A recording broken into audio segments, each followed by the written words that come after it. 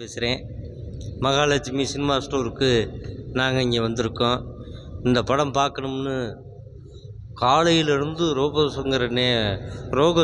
ரோபோசங்கர் தம்பி பிரியாணி போட்டு எல்லாத்தையும் மக்களை கூட்டி வாங்க வாங்க வாங்கன்னு கிளப்பிட்டு வந்துட்டாப்புல. இங்கே பார்த்தா 9 மணி 9:30 மணிக்கு ஷோன்னு சொன்னாங்க. அதை பற்றி இல்லை, நாங்கள் இருந்தே பார்த்துட்டு போகிறோம்னு சொல்லிட்டேன். என்னென்னா முக்கியமாக ஒரு விஷயம், ஒரு நடிகனுக்குதே ஒரு நடிகனுடைய வலி தெரியும்.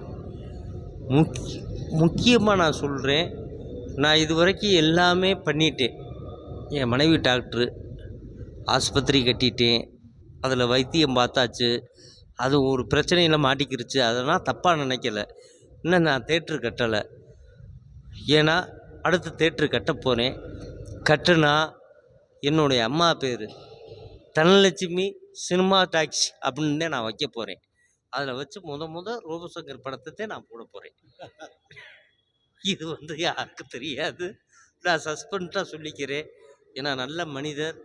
உண்மையிலே இவர் இன்னைக்கு இந்த லெவலுக்கு வந்திருக்கிறது காரணம் அவருடைய மனைவி, அவருடைய பிள்ளைகள், அவருடைய அண்ணன் தம்பிகள், அதை விட அவருடைய குல தெய்வங்கள்.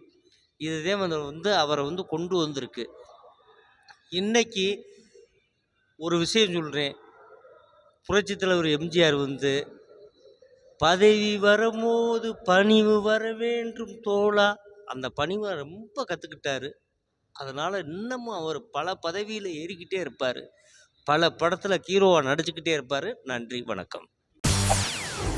செய்திகளை உடனுக்குடன் தெரிந்து கொள்ள உடனே சப்ஸ்கிரைப் பண்ணுங்க.